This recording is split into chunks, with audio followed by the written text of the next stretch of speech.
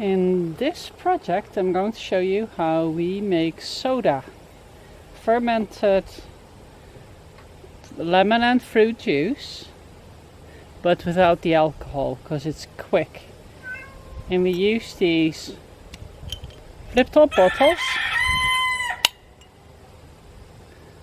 That means that we got it at Aldi. If you don't know where to get flip top bottles, Aldi sells them in the summer and they already contain lemonade, so drink the lemonade and make more.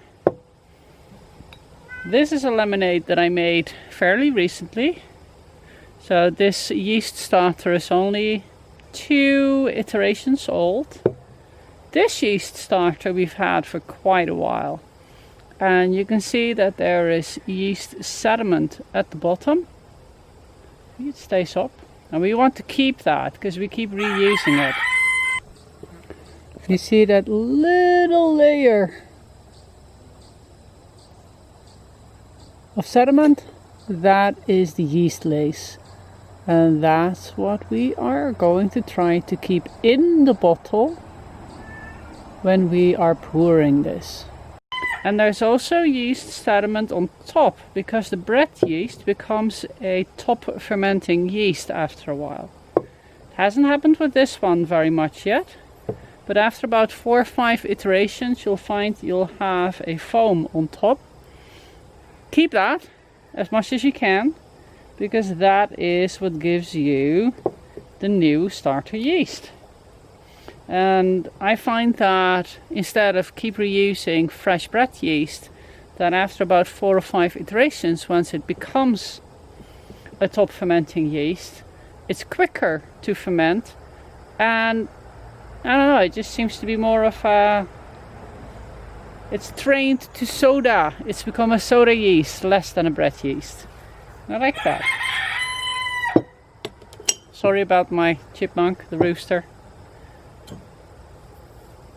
He's got all his hens for himself now and he's happy about it.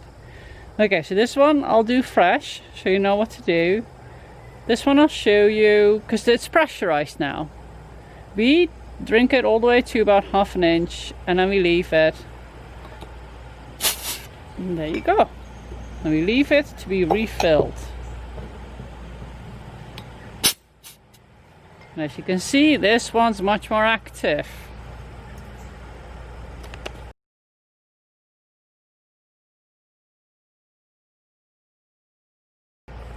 So, first step, add your dry goods. Doesn't really matter what kind of sugar you use. I like the organic cane sugar. It tends to have a slightly nicer taste.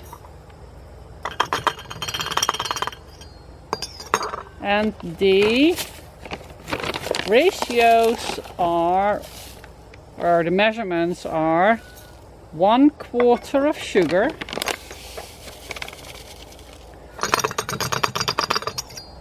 to 1/4 cup. And there. To 1 quart of lemon juice. Gives it a little bit of a tang.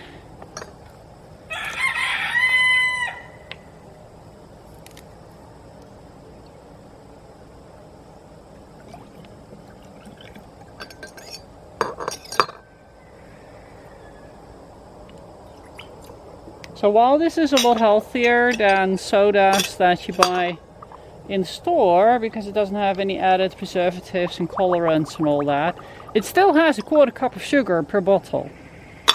So keep in mind with your kids that they don't just chugging this away because there's still sugar in it. So this one, as you can see, is my light one. This one I've been fermenting with just maple syrup. This one is my fruit juice, so I'm gonna keep it like that. And I'm gonna do 2 with juice. If you have a European store, see if you can get actual European fruit syrup. I know fruit syrup as condensed fruit. Not concentrated, but condensed. So this is only a pure juice, because I can't find any syrup lately. But what we would like to use instead of just as a juice is a syrup, because it's sweeter. Don't get simple syrups. That is just more sugar with a little bit of flavoring. So all those coffee flavors, that's not actually a fruit syrup. That's a simple syrup that's flavored. And that's why in America I'm having trouble, because in America the name syrup became attached to simple syrup. And where I'm from, syrup means a fruit concentrate. So we also found that making this stuff with maple syrup is really good. And since we make our own maple syrup, it's a good way of using our bounty. So the next step is to add water. You want warm water because you want your sugar to dissolve.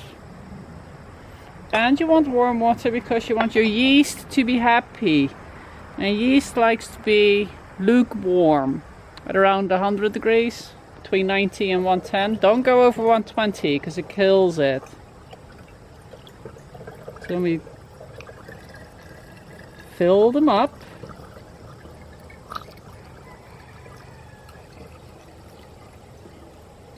They get a little foamy. You see that this is about where normal wine and beer is filled up, right at the beginning of the neck. We don't want that, but it's got foam right now, so I fill up to this much.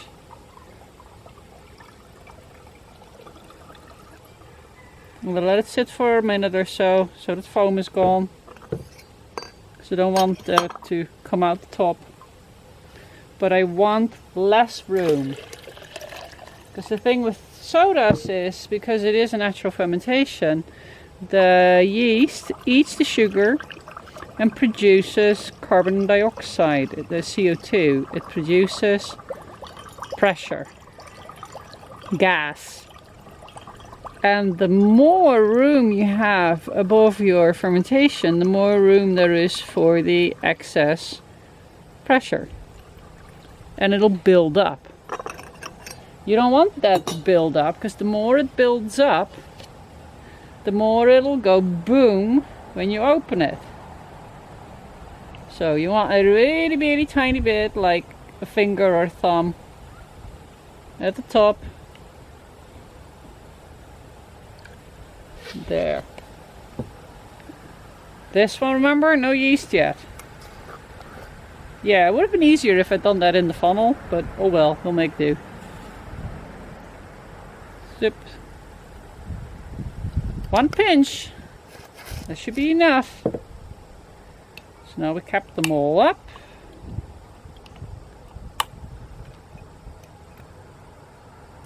And we turn them upside down and shake them. See how the sugar is at the bottom? It's all solid. We don't want that. And we want all that yeast that was at the bottom all nicely shaken up too. Yeah, if it isn't the rooster, it's the cat. Okie doke. So, and I probably shake this about twice, 2-3 times. Make sure the little sugar is in solution. Whoop.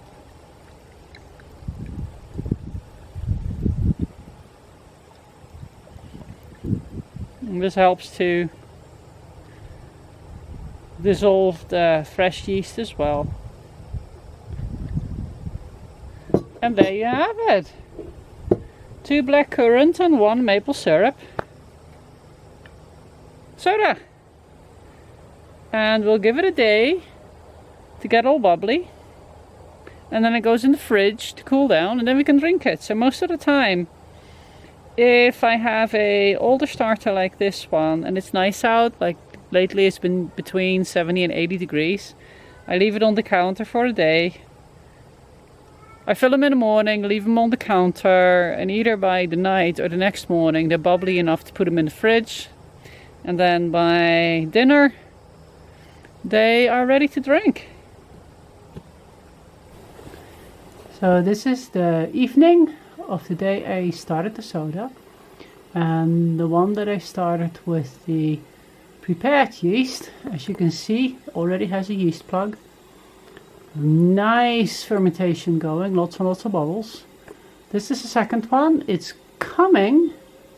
It's not quite there yet. That'll be tomorrow morning. And the very fresh one, no, not very much yet. So that is quite a neat transition of a brand new yeast, a yeast in training, and a yeast that knows what it's doing.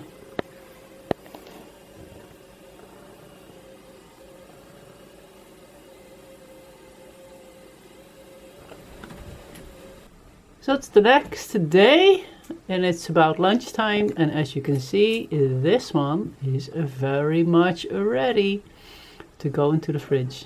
That one, with the brand new yeast, needs a little bit more time.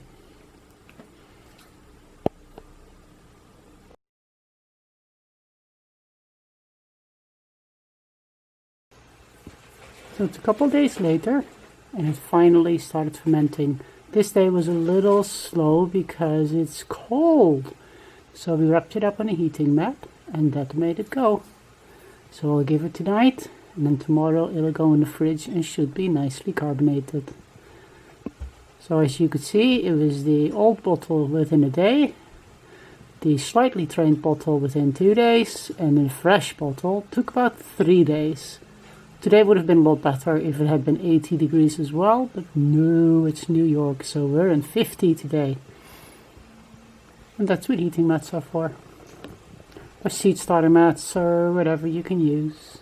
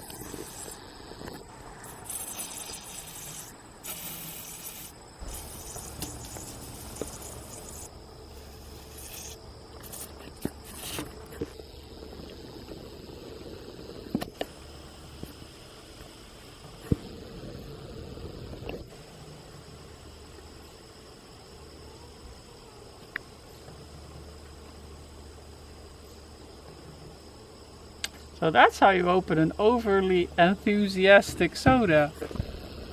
It's better than last time, huh? Where the corking mechanism ended up on top of the roof. Yes, yes, it is better than the last time. We're getting better at making soda. Yeah, that too.